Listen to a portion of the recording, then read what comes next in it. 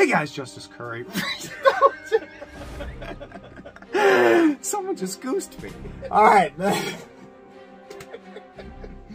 Guys, Justice Curry, I have two very special guests that I want to introduce. One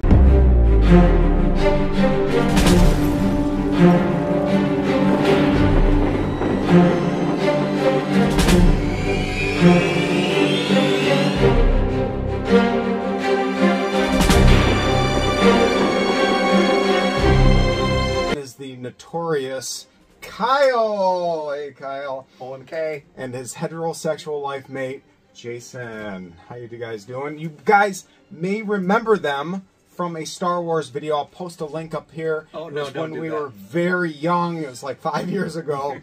But they came over. We had a lot of fun. And they came over today to talk toys, do a little buying, selling. I just got back from lunch, and I roped them into doing a YouTube or a social media video talking about something they're very knowledgeable about, way more knowledgeable than me. So I really want to broach this topic of Comic-Cons, toy shows, and specifically setting up at them.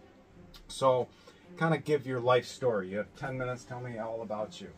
No, I'm kidding. You got 30 seconds. Just Jason and I started together. It's been a long time, but we met at a toy show, a one-day toy show, and we just started talking one day, and then from there we just started hanging out more and doing more shows. And now when we go to shows, you can find us as Tashi Station, and we do shows all over the state of Michigan, Illinois, Indiana, Ohio, and so you can find us together at shows and come see us. We do modern and vintage toys. I'm more of the modern, and Jason does more of the vintage. And together we have quite a bit of knowledge of both things, and we work together excellently, and we just have more fun than we should be allowed to have at shows. True facts. And that's a big part of setting up at shows. And this is kind of an introductory. If you're curious about setting up at a show yourself, or even later in the video, we'll talk about when you go there to buy and what you should bring with you, what to look for, this and that. But again, I wanted a topic of conversation because there's multiple different areas that I'm not that knowledgeable about. Since I primarily sell on social media, these guys sell at actual locations, the Comic-Cons, the toy shows, the one-day events, the weekend events. How long have you guys been doing this, roughly? I've been doing shows since the late 90s. Late 90s? Wow. Yeah, we've been doing them together for like 10 years. It's been a long time, yeah. Oh, that's awesome. Yeah. Yep. And before we would go to shows, I mean, I didn't start selling. The very first show that I started selling at was the show we met at. Yeah, yeah. But we probably knew each other by face well before that, as much as many of our local friends as well, just by buying at their booths and seeing them at shows. So we've been doing this and every year we keep going to more and more shows and going farther and farther away. And yeah.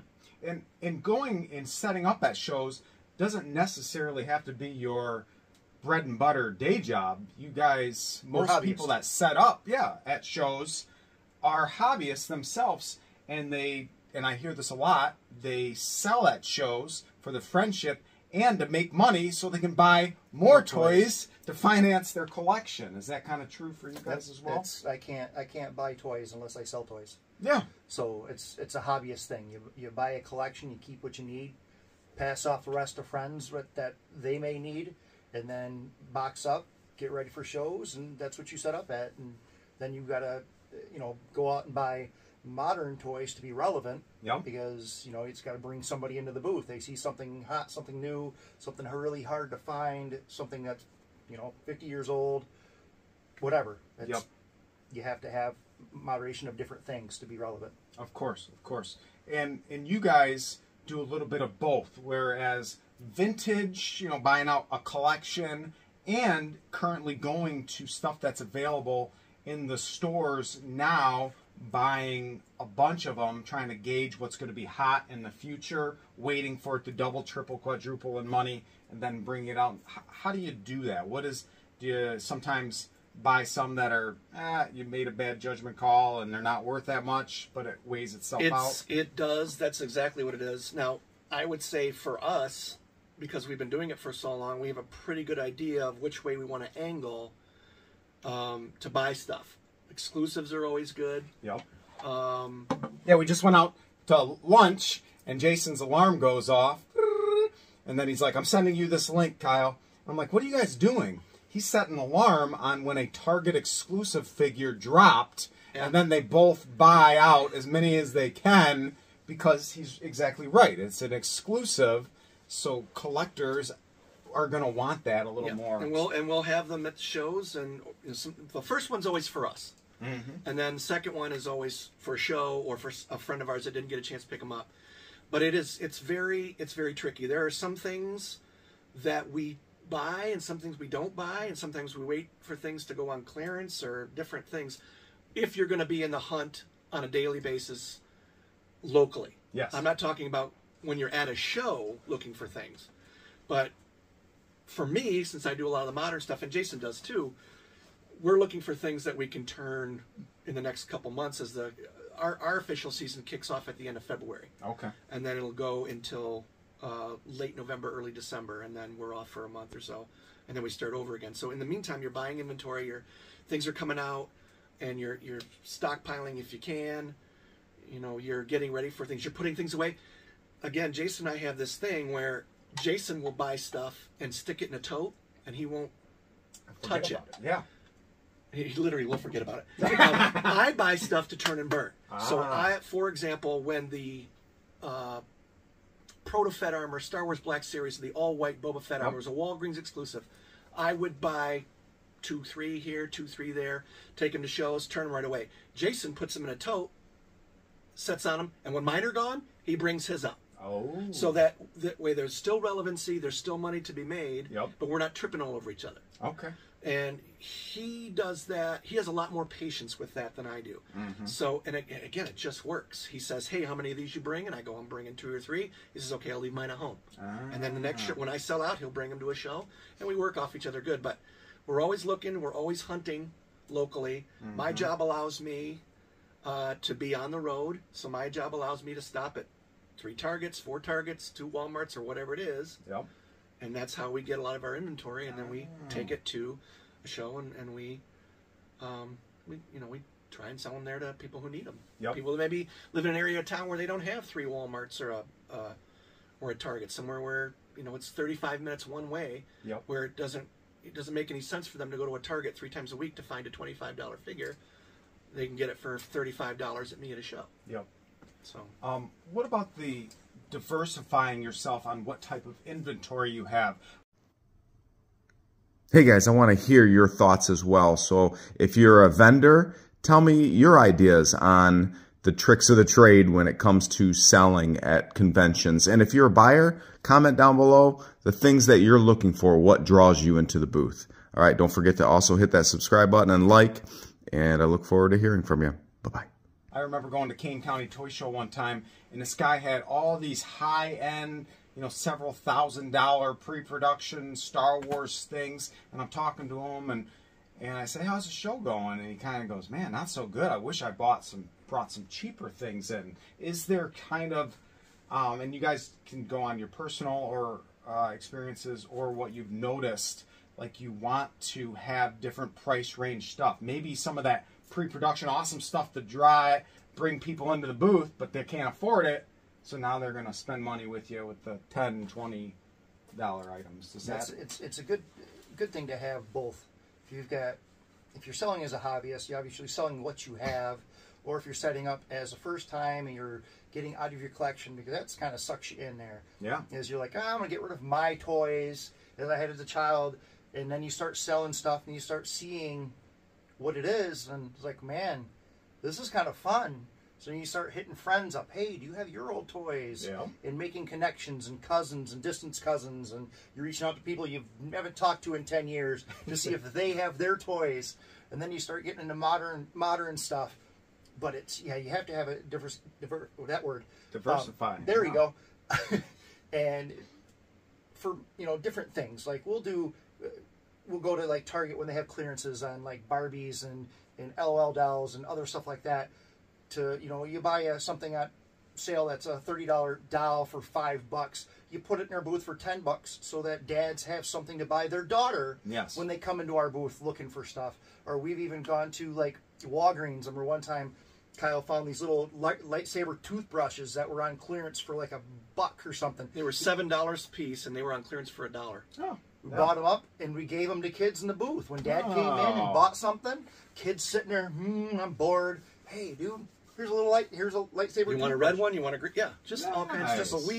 But we have $2 loose Star Wars figures, and we have $500 statues. Yep. So we have to do it that way. Otherwise, you're making no money on high-end stuff. I shouldn't say no money. You know, you might have one big sale for $1,000. Okay. Or you're selling $20 worth of $2 figures. You have to have everything in between. Of course. And again, with us, with vintage and modern, you don't get, very rarely does somebody come into our booth, poke their head around, and walk out. Mm-hmm. Because we have just modern or we have just vintage. Yep. They come in, they see a 35-year-old Evel Knievel piece that Jason brought in, or they see, you know. But the best thing about it is we're living in the best time for this now, because what we are 40-year-old, 40-plus-year-old people who now have the expendable cash to buy the toys we never had. To relive their childhood. Yes, yes. And you couldn't. I mean, you know, there's only going to be so long that we're going to be able to do this, and then we'll be on to the next thing. But it's just amazing that we're able to do this as a, you know, just as fun and have side money. And because we might be the tin toys someday, you know, in we another could 20 be. years. I hope not. That's but what we the could next be. generation will look at us like we're the old antique, you know, 12-inch G.I. Joes or the tin toys. They're like, what, you have, you know, He-Man and G.I. Joe 3 3/4. But why I like stuff that, this is dating the video 2023, in the stores right now is the same toys we bought as G.I. a kid. Joes, same He-Man. So it's kind of trying to keep the brand alive. So hopefully, you know, it will be until our 60s where we'll start seeing a decline in some of maybe the prices. But who knows? And it's funny too to gauge things, because I remember maybe 5 years ago Jason was telling me he was buying Monster High dolls to put in a storage unit and just forget about them. And I'm like, Jason, girls don't collect toys. Those things are never going to be worth any money. I was poo-pooing them like mad. And then I started seeing these Monster High dolls, the ones that are no longer in the stores and whatnot.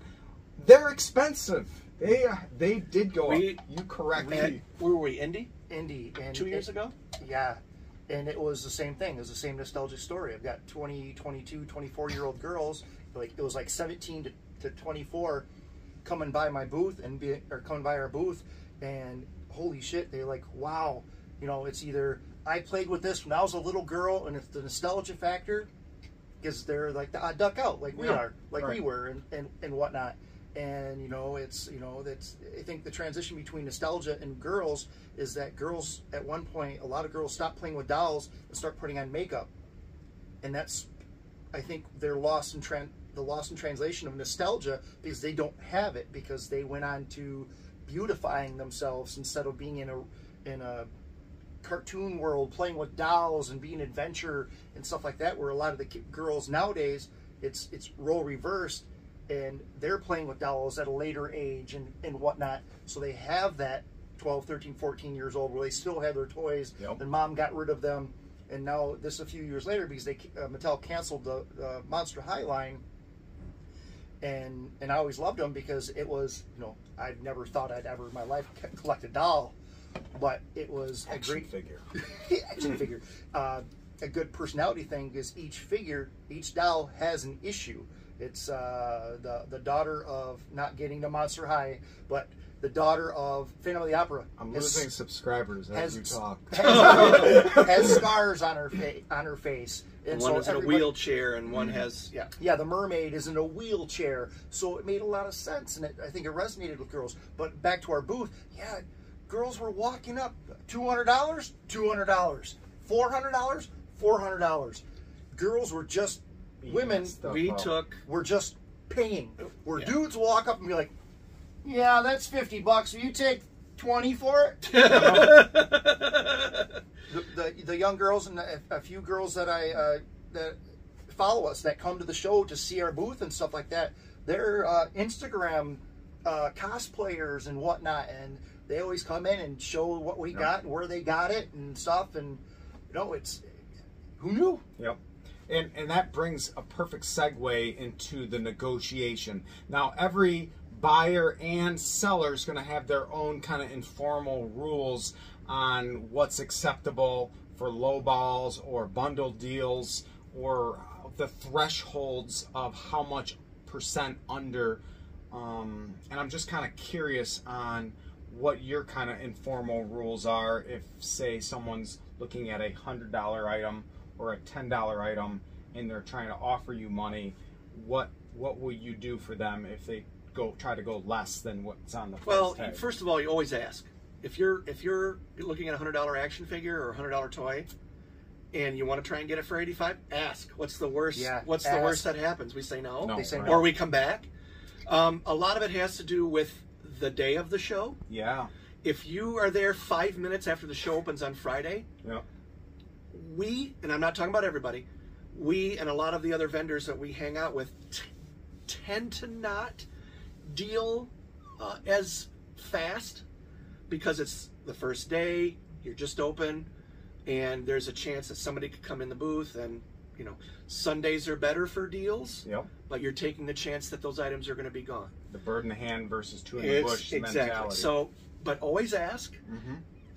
If you're dealing with multiple items, generally there's a really good, I mean, if you put down three $50 figures, more than likely we're gonna say, okay, we'll take $5 off a piece and you're at $135. Yep. A lot of that's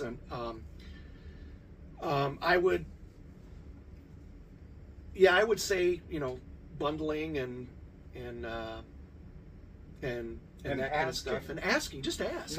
Not saying, will you give me half off? Yeah, that is true. And of course, we'll say, no, I'm sorry, we can't go. We can't go that low. You know, and then you kind of go back and forth. But if you've never been to a toy show or you've only been to a few, I can't think of any situation, or maybe on one hand in all the years we've been doing this, where there's aggression. Usually if somebody asks if they want to get a little bit cheaper, it's no or yes. I mean, there really isn't.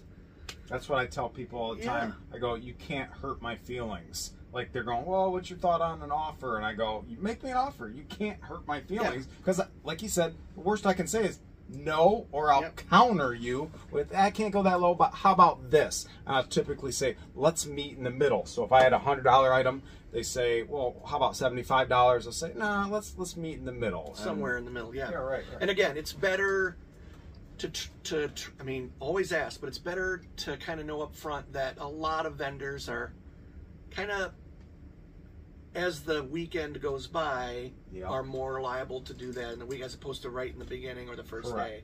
Not saying they won't do it. I'm just saying something to know. But if you got something, and it's the only thing you're there to look for, you ask. What's the worst that happens? You pay the full price, or you pay something a little bit less than, a little bit more than what you were hoping to, but you got it. And that's a great, sorry to cut you off, Jason. I have one train of thought. I remember going to Kane County, and this guy had a giant, huge bust, heavy, of snake eyes. And it was the end of the show. I think he wanted $100 originally for it. But I looked at it multiple times. We couldn't come together on a price. And he said, come to me at the end of the show, because I don't want to load this heavy thing that could chip and break back into my vehicle. I think he sold it to me for like $30, something crazy, because some guys, depends on what they paid for it, because if he goes, I bought that for $5, he doesn't care that he's going to take a loss for it. Everyone, and you might informally remember how much you paid for some of your items. I remember every item, every single item. My whole collection, I remember what I paid for it, and probably where I got it from. It's weird. It's weird. I know. I have to be reminded to wish my mother-in-law a happy birthday. Yes. Yes. But I can tell you everything I've ever purchased and how much I bought for it. The thing is, too, that we've done in the past, let's say we go to somebody's house and we buy a whole collection. Okay, so we're at a first show that we've had this new collection that we add to our inventory. We know what we paid for it, 6 months from now we still have pieces left, be like, yeah, we can let that go for that because we already made our money back. Yes. We've already doubled, tripled, whatever, or even just anything up to what we have. This is what we have left. We don't have any more room. We need to move out other stuff. But, you know, you don't know that. Shoppers don't know what we're going through for setup or what we paid for stuff. So a lot of the better deals will come at the end and be like, well, shoot, we've had this in our booth for so long. We've already made double our money off our original investment. So we'll let it go for a lot lower because, and that's the chance. That's the chance you take. Of course. Is you can say, well, I'm not going to pay $10 extra for this. I'm going to wait till Sunday, and then you roll up on Sunday. It's gone. And it's gone. Right. And $10 is where. Yeah, you know, where you lost the deal over $10. Yeah. And there's been many times in my collecting toy hunting adventures where I go and I see a good deal and I'm hesitating on it. I can think of like 6 of them already, and I'm like, and I'll walk away, I'll mull it over, and I come back, and almost every single one of those times, it's gone. Because if it's a real good deal, like carded Ninja Turtles or vintage Ghostbusters, something like, oh man, that's 50% off of eBay or whatever, don't think about it. Sometimes you just got to lay that money down, because those real good deals on high desirable mainstream items, they're gonna disappear. And the question becomes is what everybody believes a good deal is. Right. Yeah. There's a difference between what somebody paid for something, what its value is, what its current value is, and what it means to you. Yes. So, and it's all, you know, it's all subjective. And somewhere in the middle is where everybody's happy. And I mean, we very rarely do we have somebody. I don't think we've ever had anybody that came back to us and said, "Boy, I was really disappointed." Right. That's never happened. Yep. Because we're all doing what we want to do. We're all trying to find that toy. We're all trying to find that grail. We're all trying to find that new thing that they want to have. Of course. Nostalgia plays a factor huge in selling and buying. Huge. Because if you have something you're selling in your personal collection that meant something to you, you want the most you can possibly get for it because you feel it. Yeah. And the same thing when you're buying, you're like, you find that grail, that one piece that you needed that you just remember playing with. You're like, $100, here you go. But you also want to bring that nostalgia to somebody else. Yeah. So you have the yeah. Yes, you want to have that. You have the nostalgia, and you're finally saying to yourself, okay, I'm going to sell this item because it's time to move on, and I want somebody to have the same feeling that I had. And one of my, it's not a tactic, it's just kind of a realization. I've bought so many collections over the years, and sometimes I've bought from some older gentlemen that have amassed storage units, collection, hoarding like behavior, what have you, no judgment, but it's very difficult for them to let go because I might be the first guy that comes in there and they've never sold something. They're 70, 60 years old and their house is filled, never sold something, and they're like, there's a connection to it. But something that always kind of pushes them over the edge, which is true, and I say it, I go, these things are sitting in a box, decaying and getting gross and full of dust. These things that you love, I'm going to find a home for other people that love them, and they're going to put them on their wall, and it's going to go on for generations. And sometimes it's that little light bulb that goes off in people's minds of like, you're right. Because people are going to buy things they like, and I'm going to share it around the whole world. But it's just something that I was reminded of. When it comes to displaying and types of shows that there are, because not all shows are created equal. There's Comic-Cons, local toy shows, ones that are once a year, twice a year, first-time shows, long-established shows, and then the price to be a vendor can vary greatly. What are the ranges of that? From like what's the Star Wars Celebration booth? You're talking thousands? Yeah, thousands for a booth versus a flea market-esque toy show that could be as low as free. Could be free or, you know, $25, something like that. What's the kind of the averages, or what do you guys think about when it comes to buying a booth? I always look at it as the price of the booth. How much am I willing to give away before I make money? Yeah. So if it's a $1,500 booth, that means I have to basically sell I have to sell $1,500 worth of stuff just before I even make the money back. That's not even including travel or any of the other stuff we can talk about. And so it's like, how much is that I'm willing to do? And being the fact that we do shows together, so everything is split. Our costs is split, our hotel is split. We take care of each other, driving, gas money. I mean, he's my brother, so it goes without saying. But it's travel, your time. Don't do it alone. Find somebody to go with you, because if you have to use the bathroom and you've got some really cool stuff, there are people out there that have no conscience, and they will take.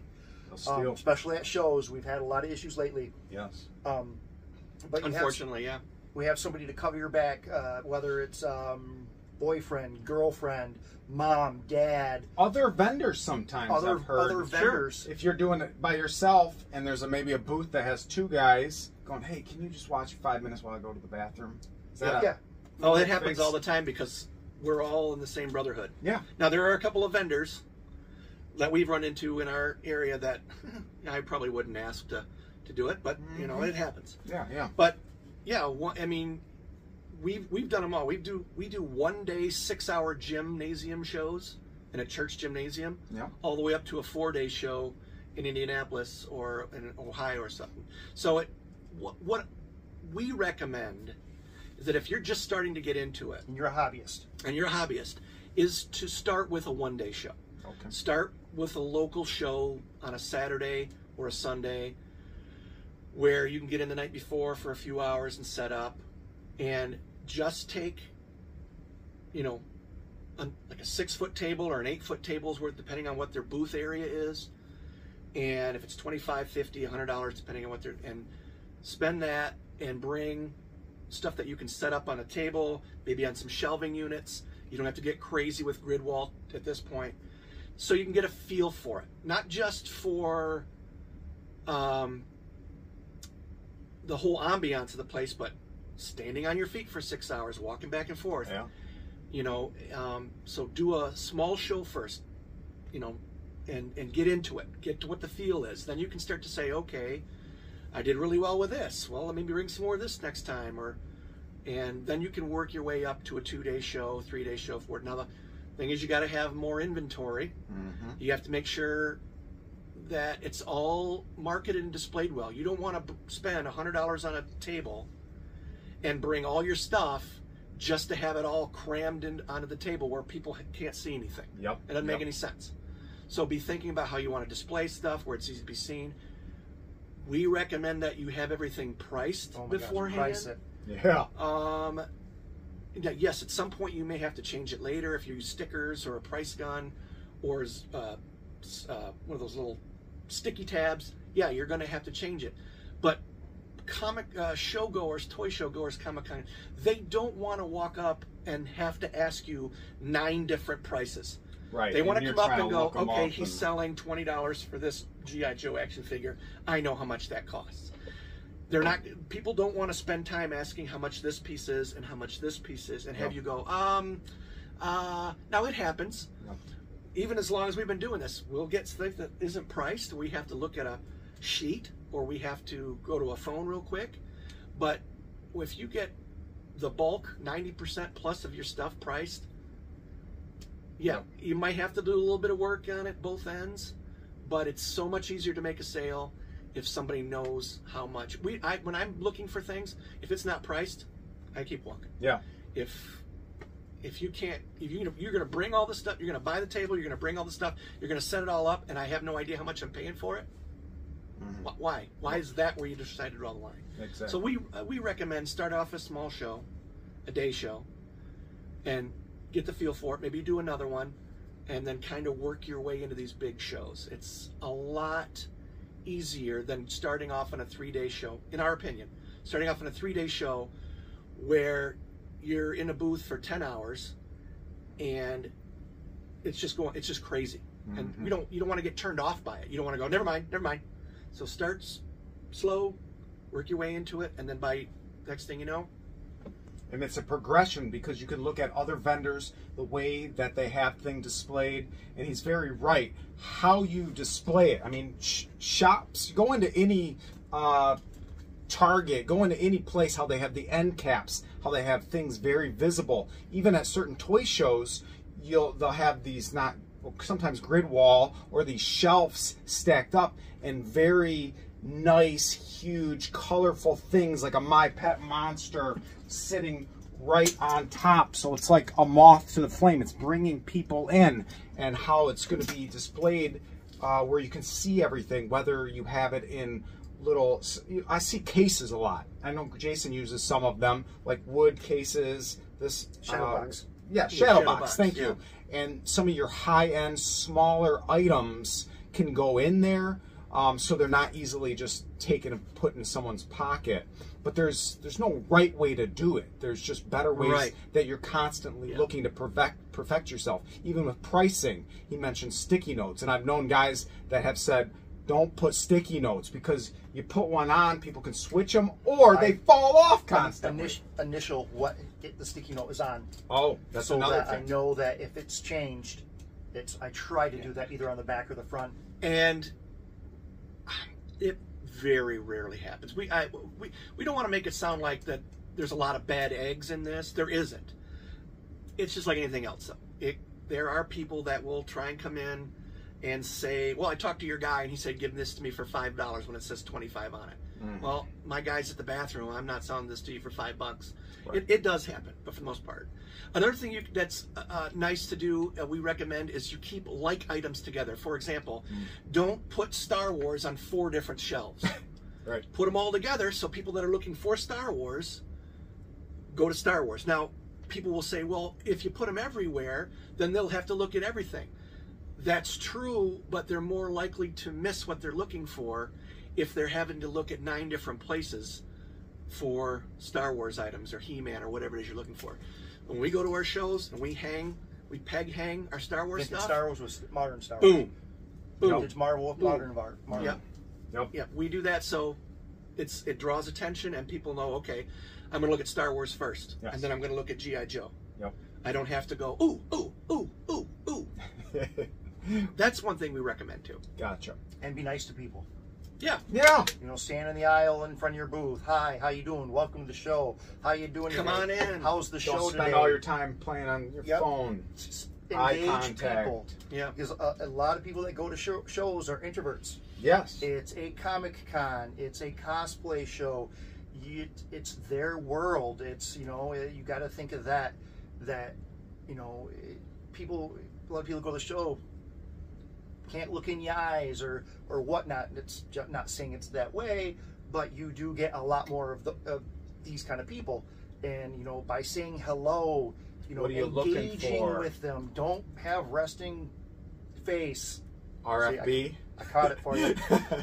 that you know, engage, be nice, be And when human. when they see how excited you are as somebody who's selling the stuff, that you're not just an employee, ding, ding, ding, I'll take your money. Right, right. It makes it that much easier. We get into long conversations with people about their childhood, about the stuff that they picked up, and we relate to them. And sometimes you gotta...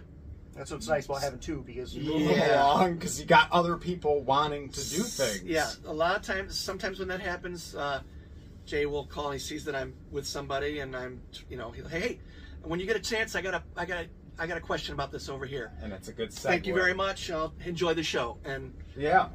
But because people are excited, of and course, you don't want to, you know, they want to talk. So there's a balance, just like anything else. It's just a balance, and the more you do the shows, the more you know how you're feeling, and the people that come into your booth are, and you get to see regulars, and they see regular. We have people that come to see us specifically.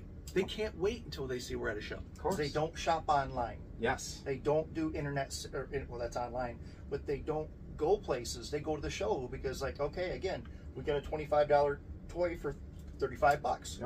Yep. I always equate it to going to toy shows to buy things personally as hunting kind of like in the wild, whereas eBay feels more like a game preserve where you got a 1 square mile crammed with animals. You're going to go in there and shoot one and put it on a trophy.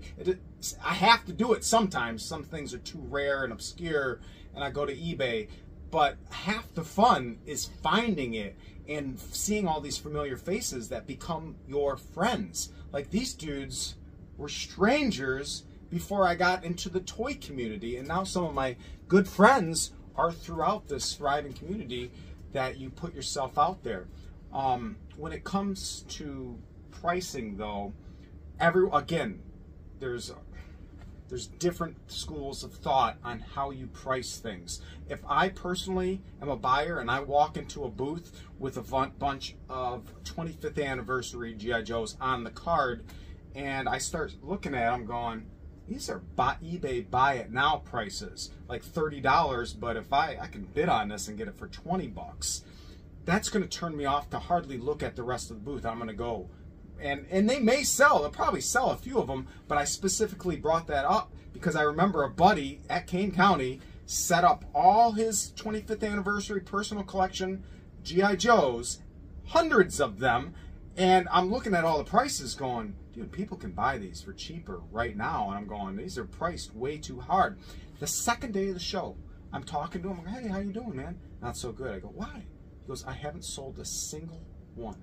Not one! He didn't sell nothing because he had it jacked up way too high. Now, I understand if it's a really desirable one and it's not on eBay, yeah, jack it up. Who cares? But you guys are there to sell things, not just to show your start things. getting a nostalgia factor, what it's worth to you because of personal connection. Right. That always prices. That's always makes you want to price it up A because little it's how bit. you feel about Yeah. it. But that's the disconnection you have to break. I know that many vendors use eBay sold listings as a guideline. As a guideline. And generally, we try to come in under that because we know that people will come into our booth and see a $40 figure that was $20, $25 at one time, and they want to look it up to see if they can get it on Amazon for cheaper. Yep. And they can see, oh, I'm saving $5. It's here right now, and I don't have to mess with it. It's here. I can take it home right now. I don't have to worry about whether it's going to be damaged in shipping. I don't have to wait for it for 2 days, 3 days, or whatever it is. But that's $5. What if it was $40 mark? well, that's the thing is, we generally price check our stuff regularly. It's not like we put the stuff in a tote so we don't bring them back out again until the next show where something has dropped in value or gone up in value. You're always looking. You're always making sure that, because we're not in the business to make somebody think that we're not spending money in their booth because it's crazy. Now, don't get me wrong. If something was $20 and it's worth $40 now, and we'll give it to you for $35, yeah, we're making some money on it. But it was out for $20 6 months ago. Yep. For whatever reason, somebody wasn't into collecting then, or they didn't have the money then, or for whatever reason, they weren't able to purchase it. And I've got it. And again, it's part of the balance. But we use eBay as a guideline. We use what we paid for it as a guideline, how long we've had it as a guideline. So yes, I might have something that's $5 cheaper than eBay, but I also might have something that's $20 cheaper than eBay because I've had it for 6 months. Right. And it's time to go. Because I haven't sold it. Of course. In 6 months, it's got to go. So you're gonna find that however you decide to price your items is going to be based on all of that, and you have to take all of it into consideration. How much does the show cost? How much does it travel? How much did it cost me to purchase it? All of that. And if you're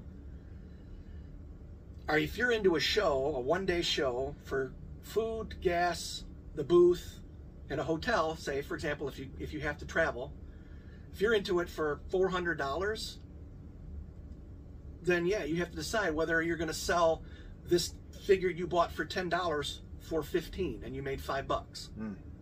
It's things you just have to get used to doing. And there are people out there that there are people that have come into the booth and said, hey, just so you know, I can get this on Amazon right now for $10 cheaper. I go, great, I look it up, that's true, boom. Yep. And I've noticed too, and Jason probably knows the story, both of you do, like we have another mutual friend, Travis, who got us all hooked up together, and he sets up at the shows, a riot of a guy.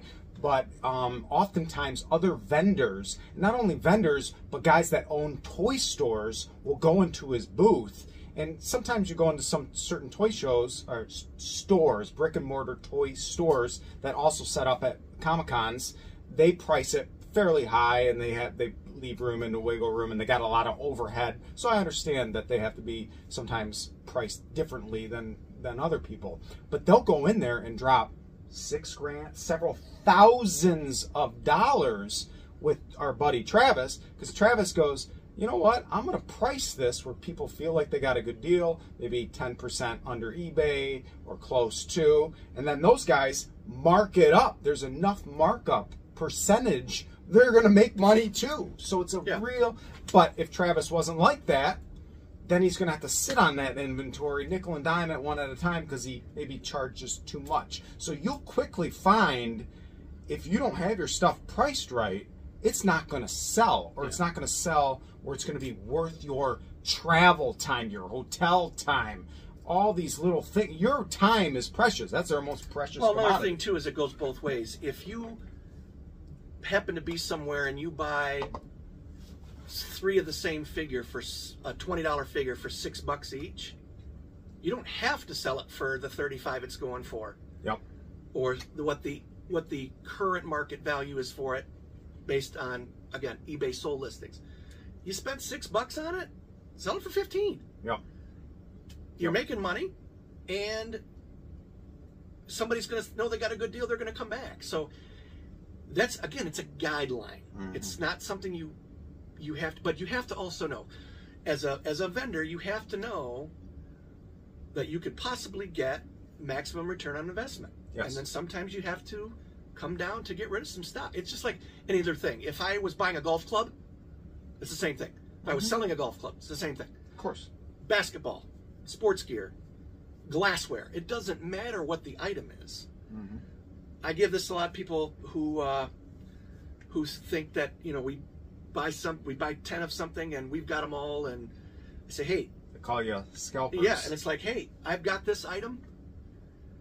I bought it when everybody that was looking for it had the chance for it. Yeah. No. I did nothing to it, but kept it clean and dry for 18 months. In 18 months, it went up 40% in value. That's my house. Yeah. Would you not sell your house for 40% more if that's what the going rate was? Yeah, it's a People do similar that with real estate. business transaction as a vendor. Now, this is as a vendor. As a buyer, that's when you start asking questions about pricing and, will you take this, or will I bundle this? So it's a difference. It's a mindset between a vendor that sells stuff person, as you as a vendor, and you as somebody who's going to buy it. You have to think both ways. I've got 5 of these items. I don't have to sell them for 10% less than what their going rate is. I can sell them for 20% less because I got them for a good deal. And now, if you buy a $25 figure and it's worth $35, you're probably going to take a loss on it. Or I shouldn't say a loss. You're not going to get as much on that. It's just about balance. It's about... Yep. Yeah. And it will come to you as you go. And then as the shows get bigger, the costs go up. For example, we do our local show in Grand Rapids, Michigan, where we're at. Our local show, our booth, just an inline booth. An inline booth is just... Between 2 other booths. Between 2 other booths. A corner booth has an exposed area that you can use facing up an aisle or a row or something, where you can use the outside of that to also display, and that's usually more expensive. That booth costs us more than $500 per booth. So you're into the booth for $1,000. If we do 2 booths, which we generally do, you're into $1,000 just for the booth. All of it paid up front. Jeez. If you have to eat. Yep. So that show costs us. Now luckily we stay at home, so we don't have to at this show. But if we go to Indy, that easily show will cost us each, before we sell an item, somewhere between $1,300 and $2,000. Jeez. And even before you sell anything. Oh my gosh. That's so why there's 4 guys in a room, 2 guys per bed. And my buddy. even if he was to make up his, well, if you go, well, now I need to sell $2,000. That's to break even. But that's not even essentially to break even, because you probably had to spend $1,000 to turn that into $2,000. Yeah. So you got to sell even more stuff. And that's why we recommend you start small before you make a bad decision. You know, if you're not sure, write stuff down. Get yourself a journal. Pads of paper, a laptop, anything, and start. Okay, these are the items I'm pulling from my personal collection. Here's what they are. Here's, obviously, if I got them as a gift, you don't know what you paid for them, whatever. This is what the current value is in the condition that it's in now. New, open, loose, sealed, missing pieces, not missing pieces, or whatever it is.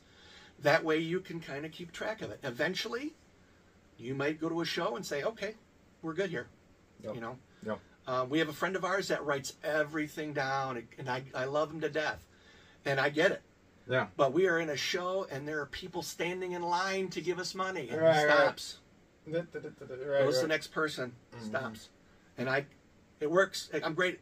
It's glad. And I've probably lost money because I'm not paying attention to every $50 transaction I do. But find your niche, find the things that work for you, and go with it, and then just change it if you need to as necessary. Yep. Evolve. Because as much as we're doing the same toys, it's evolving daily. It's evolving per show. There are things that we started doing 3 years ago that we don't do anymore. Yeah. And things that we haven't started yet that we know we're going to have to get into. Here's another real good topic I want to talk, because your banner, Taji Station, from reference from Star Wars, I believe it says "We Buy Toys," does it not? It does. A lot of toy vendors will say they buy toys, and I've watched it. I've watched people, not even collectors, they might have stumbled across it, family inheritance, it was theirs as a kid. Like, oh, there's a toy show. They have no clue about social media, and they walk in these toy shows to sell their items. Now, can you tell me a little bit about that? Has that happened to you guys? Trade value is always good. Always buying stuff. We've met some really good customers by having people come in and say, hey, we run out to my car real quick. And they're like, if I don't come back in 5 minutes, you know where I'm at. Look at my trunk for... Yes, they'll sell things. Yeah, right out of their trunk, or bring it in for trade. Will you trade this for that? Or it's a yes or no answer.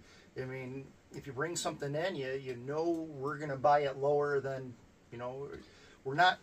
When you bring something in, we're not buying it as a collector. We're buying it as a flipper. Correct. We're buying as somebody, right. So, for example, if you have done your research and you look at all of your items and you've got $200 worth of items, this is as a buyer. This is as both a seller and a vendor. Vendors, we generally don't give you the full value of it because we have to turn around and try and sell it. If you want it all gone at once, here's your price. We'll take it off your hands. Here's your cash. Or if you find something in our booth you want to trade for, that's great.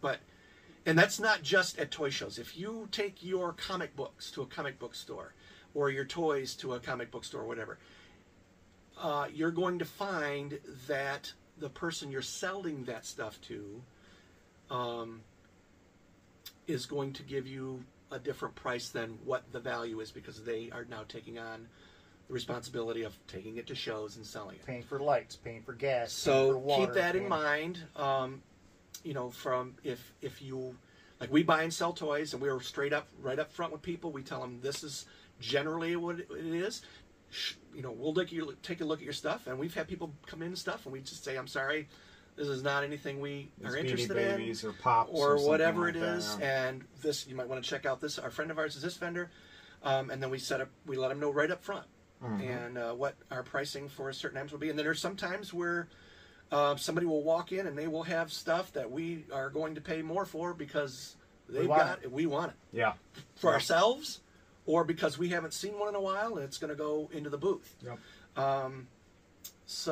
And some amazing things have come in. I talked with a vendor 2 Kane counties ago, and he goes, "Hey, Justice, come here," and he told his wife to watch the booth. And we went out to his car. He goes, "Look what just walked into my booth." An older gentleman came and said, "Do you guys buy toys?" This gentleman had no idea what he had, and it was an early bird set. An early bird with the little tray with all 4 figures in there. I'm going, oh my gosh. I said, you don't have to tell me, but how much did you pay? And he paid, he was almost embarrassed because he paid pretty low. And I'm like, I'll give you $1,000 right now for this. And he's like, no. I'm like, but you're gonna make a giant profit in like 10 minutes. And he's like, no.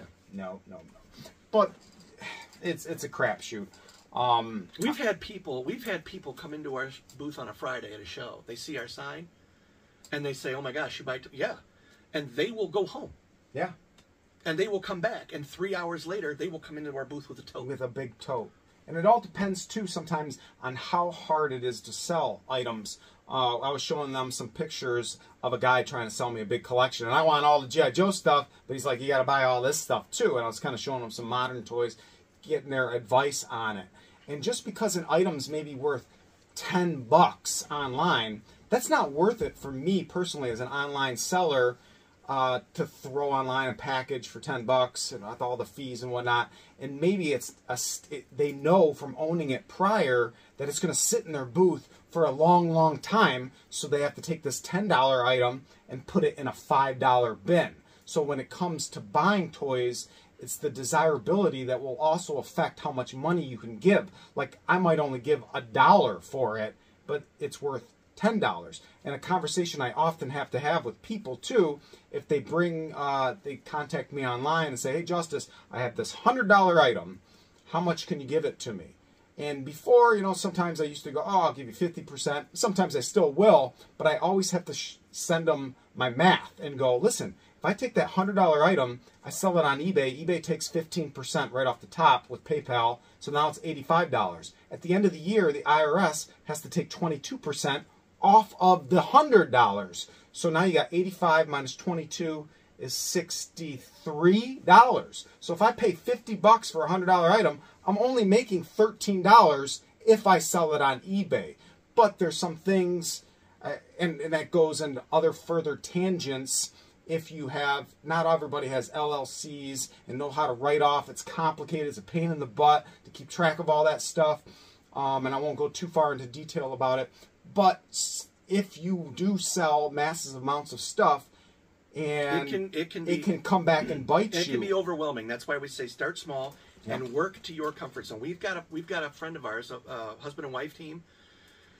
They only do small shows, and not because they don't have the inventory. They just don't like all of the stuff that comes with a 3 or 4 day show. It's exhausting. It can be exhausting. It is the most fun that we have together as a group of friends that do this. But at the end of the day, it can be a job if you make it a job. If you are having fun with it and you're trying to make some money and you're trying to get stuff in other people's hands, that's generally the goal. Can't speak for everybody. Because there are people that come to these shows and that's their only source of income. So they've got $80 on a $50 piece, thinking that hopefully they're going to get somebody that's going to come in and spend $80 on it. Possible, not probable. We're hobbyists, and we do it for everything. We do it for the nostalgia. We do it to make money. We do it to have fun. Oh, yeah. And you have to come with if you're going to be a vendor starting at these, you have to come with a certain mindset of what do you want? What is your current end goal? I don't want to say at the end of it because it'll change. But where do you want to be? Kind of start with that and just work with it. You really can't do anything wrong unless you overprice your stuff and you don't sell anything, or you underprice your stuff and you sell everything, and you could have...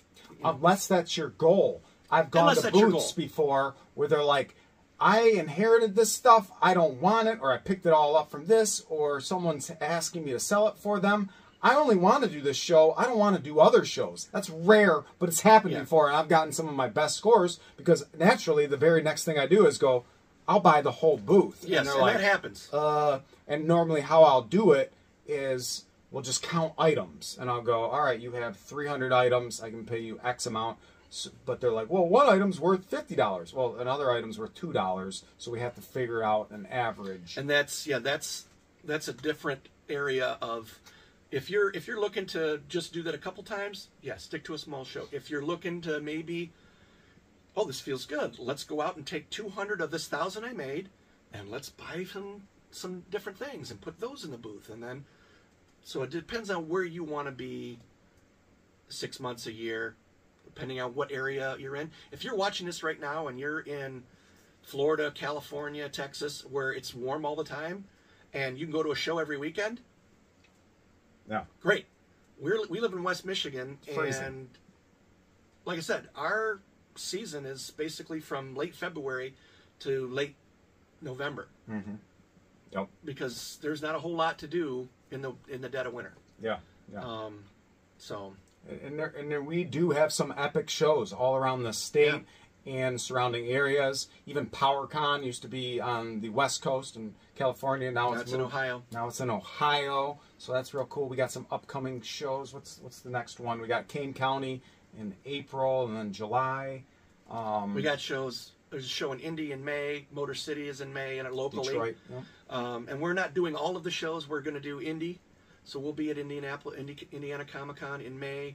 We're going to do a couple local shows here in West Michigan, Tulip City, and a MesquiCon. You can find all these online.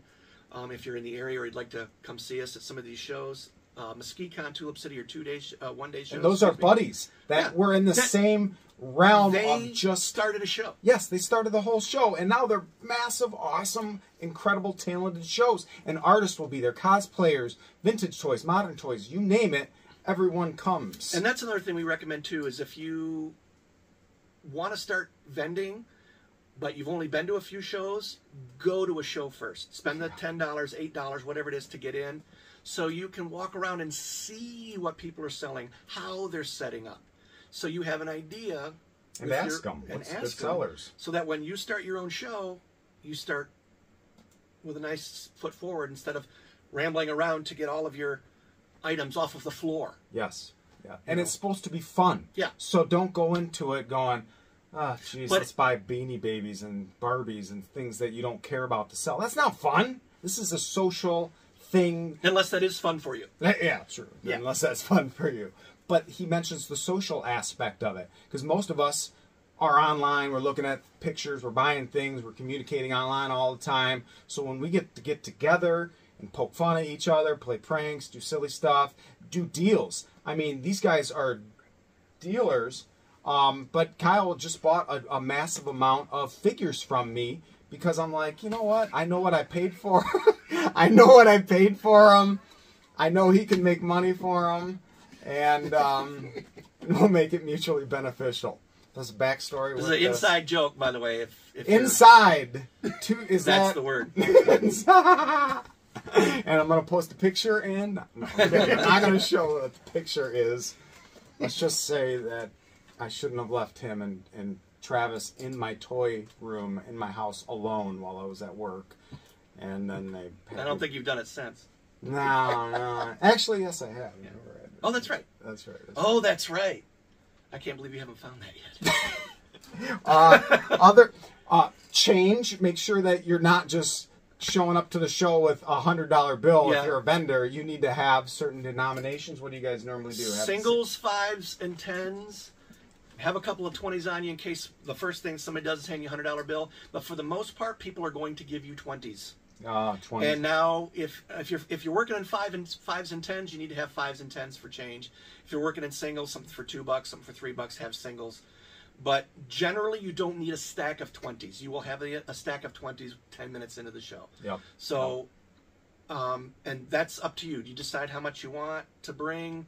And then, of course, that has to be part of your expense, too. Now, it goes back, obviously, from however you do it. But you got to start with $100, $200 in change to make for people. Snacks, comfortable shoes. Comfortable shoes. Because that's an all-day thing. And I know you can go to the concession stand, get a hot dog and a Coke, and a lot of us do that. But me, I bring constant snacks. You know, my backpack has a bunch of snacks in it. And money. And money, that's right. And what was the other thing I was going to bring up? If you don't know where shows are, there are so many Facebook groups dedicated. We have one, if you live in Michigan, called Michigan Toy Traders. And I'm sure many states have similar type things. And oftentimes guys will go, hey, any shows coming up in the next couple months? And people are, and they pop up. Or just searching, toy shows or asking on various forums Like if you love He-Man, you go on one of the million He-Man forums, or groups that they're called. You say, hey, is there any toy shows? I live in this state, and people are just gonna influx you with all sorts of information. And go to all these different ones. I love going to small shows way more than I love going to Comic-Cons. Me personally, because I'm a buyer and a flipper, I find my gems at the little toy shows, not at the big Comic-Cons. Because at the big Comic-Cons, most of the time there's... It's morally commercial. Yeah, it's commercial. Oh, crap. I have my arms going on. All right. We're going to have to wrap this up here. I got to go get my kids in a moment. Thank you, guys. Is there any parting words of wisdom? I just want to do real quick on if you're a show goer, some of the things you might want to, that we recommend you do. If you're going to a show, you're not selling, you're just going to, number one is I would bring cash, a lot more cash. Where, again, Justin mentioned it earlier about the government trying to step in. So every time you bring a card, which a lot of places are happy to take, some of us don't do that anymore because then the government wants their cut. Now, I'm not saying the threshold drop. I'm not saying do anything illegal. What I'm saying is cash works better than pulling out plastic. You want a deal? Bring cash. Bring cash. We also recommend that if you go to a show that you look around the entire show as best you can first. Justin already mentioned, if you find something, buy it. And that is true in certain cases, but as much as we as vendors would like you to spend your money in our booth, we would also hate to sell you a $30 item that you might be able to get for $25 around the corner. It's not because we just want you to have a good time. Yeah. And we want you to get what you can ever you get. Enjoy the toy and enjoy show. the show. Don't have a bad taste about it. Just so we recommend those couple things. Make sure you bring cash with you. Make sure you window shop first, unless you absolutely find something you got to have. And just to make sure that you're ready to stand in line outside. Most shows now, especially larger shows, even if you have a pre-purchase ticket, you'll be the first ones to get in, but that doesn't mean you're going to be standing outside in the line waiting for those doors to open. So dress accordingly outside, and then once you get inside and it's a sweat box, make sure you're good to go there too. So that's why I love knowing so many, any toy show that I go to, I'm going to know a handful of people. So I bring in these coats and stuff, and then the first thing I do, I'm like, hey, can I stash these at your booth? Yep. Or, and this is no exaggeration, I'll have, say at Kane County, multiple people I know at multiple booths. I'm finding lots of toys in all places spread out. So I'm always like, hey, can I hide this tote under your booth? Yeah, sure. And I'll have 4 different caches of purchased toys at various people. And then at the end of the show, my wife comes, picks me up.